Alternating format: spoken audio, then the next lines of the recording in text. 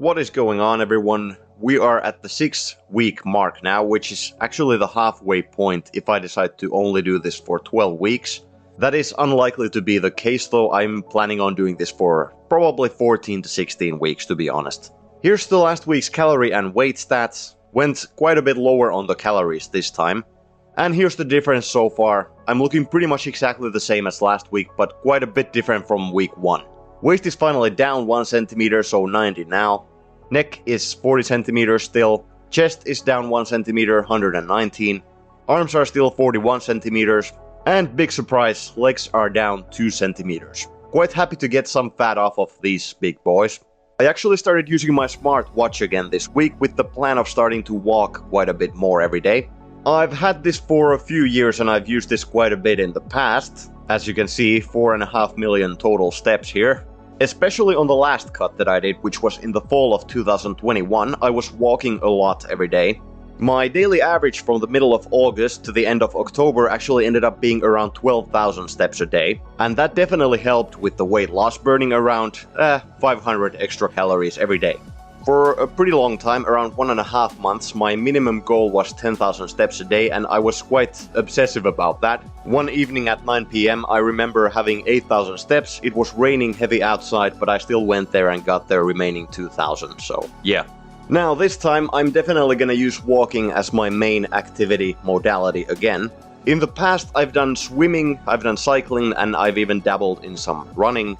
The greatest thing about walking is that it is very low impact and it doesn't mess up your training at all. As long as you're not walking like 20,000 steps every day, you're probably not gonna see any difference in your strength workouts. The best thing about walking being low impact and low intensity is that while it isn't particularly time efficient, you won't get tired from it and you won't get hungrier from it. Something I've noticed with cycling and swimming, for example, is that even though those are pretty low impact as well, only having a concentric component to them, they do raise your heart rate quite a bit more than walking does. And even though this is much more time efficient, it also makes you much more tired afterwards.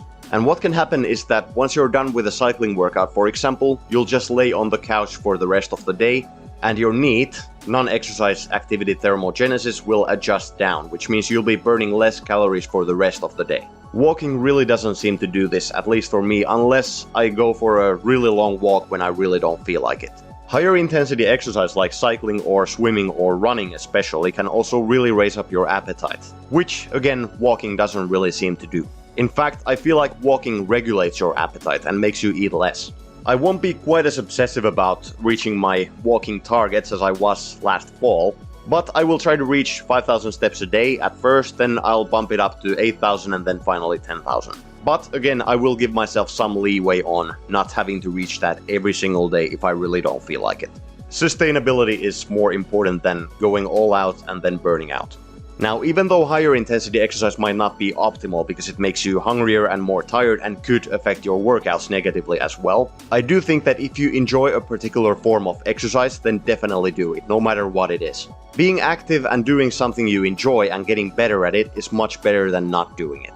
I, for example, will definitely do some cycling even though it might not be optimal, just because I enjoy doing it. Just be realistic. Don't expect to run 10k every day and your squats to get better at the same time. This week's training was pretty good overall. Here is my Monday workout, which I actually did on Tuesday because of sleeping schedule reasons. Was struggling a little bit with my squat depth this week. Not that reaching proper depth is difficult, rather trying to find the perfect spot where I'm deep enough but still as strong as possible. Luckily, I'm not a competitor and no one is going to kill me if it's 2 centimeters too low or high. I know it's only week 2 of this progression, but I'm already kinda dreading 145 kilo squats for 5x5 on week 4. We'll see how that goes. Moved up to the next dumbbells on the incline dumbbell press, so 2.5 kilos more than last week. This was actually a bit tougher than I expected it to be, probably because it'll take a week or 2 longer for me to really get used to this exercise. After all, I legitimately haven't done this in like 2 years or so. The weird thing about these is that my sticking point is actually the last couple of inches of range of motion. So it might look really easy like the first 4/5 of the way and then completely stall out. Luckily that didn't happen here though. I probably had 1 more rep left in the tank on the last set, which is what was shown here. Used the same weight as last week on the one-arm dumbbell row as my progression plan entails. Even though you're not moving up in weight, you can always focus on having better technique, having more control on the way down especially, and so on. Next week I'm supposed to move up in weight by 2.5 kilos on these, which will be quite a big jump and a weight that I haven't touched many times. Feels like fucking Christmas. Wednesday's workout, which was actually done on Wednesday, so I'm back to my planned schedule. I started off with the deadlift, and actually on the second set I realized that I've been doing this with my hips too low for the last who knows how many weeks, making them a little bit tougher than they would be otherwise. So this time I had my hips a little higher, my back more horizontal, and these were a little bit easier than they have been recently. Overhead presses moved really well this week. I only rested 3 minutes between sets, even though I'm used to resting around 5 minutes, even on upper body exercises. I once again realized that even if you're doing overhead press as a strict press like I am, without using your legs at all, you should treat it as a full body exercise in the sense that you approach it with the same aggression and rigidity as a squat or a deadlift. Really makes your arms and shoulders have to do a lot less work when your body isn't wobbling all around. I went a little bit off the plan on chin-ups. My progression plan that I showed in last week's video actually tells me to add 7.5 kilos on these, but I went with 10 kilos. This wasn't some adjustment merely made on a whim. I actually thought about it a little bit and realized that I can add more weight on these and progress a little bit further than I initially thought. Did these on a pretty bad pull-up bar. It's thicker and more slippery than you would really like, but they went pretty well anyway. Yeah, boy. Where did all my hair go?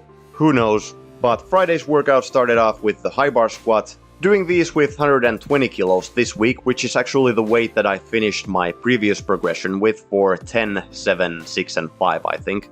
My outer quads were really sore on this day. I have no idea why, but it felt like I was having a cramp on both of them. They started feeling like that as soon as I started warming up, but they didn't feel like they were going to pop or anything, so I finished my squats as normal. Bench was 107.5 kilos for 5x5 this week. Just like last week, some sets felt tough and some felt really easy, like the one you're looking at right here. Your tightness and explosiveness and bar path really makes a huge difference on the bench press and overhead press. It just really hammers in the point that any set of any exercise you're doing, especially with the barbell, you should treat with full focus and respect. Because then when you're required to have full focus with challenging weights, you'll be ready for it. Finishing off the Friday workout with barbell rows for 4 sets of 8 with 87.5 kilos, so 5 kilos more than last week. This week I truly realized how much more difficult these are without using straps. But like I said last week, at least it works your grip that way, which is really useful, and I'm gonna keep doing it for at least this progression phase of 4 weeks. Lastly, on my 7-minute AMRAP workout on Saturday, I got 36 chin-ups, which is exactly the same number as last week. In my defense though, my body weight has been very similar and I'm definitely holding on to some water weight right now, expecting quite a big sudden drop in a week or 2. Also, just like my weighted chin-ups this week, I had to do this on a thick and slippery pull-up bar, which definitely makes them harder because of the worse grip. As for push-ups, I got 105, so 4 more than last week's 101, slowly nudging it up and up. I gotta say the burn on my front delts and chest whenever I'm doing this is really immense. Lastly, on sit-ups, I got 115 in 7 minutes, which is 2 more than last week's 113. Not exactly a considerable improvement, could just be better pacing or more efficient technique. Finally, this is what my smartwatch had to say about the workout. Now, 3 times 7 minutes should be 21 minutes, but I rested a few minutes between exercises, so it says 33:50. But the funny thing is that it claims I burned 450 calories, which I don't think is true. I think since I just recently started using the watch again, it's a little bit confused and will eventually adjust to more realistic numbers. In reality, this was probably 200, maybe 300 calories burned. Anyway, thank you for watching this week's video, and I will see you next week.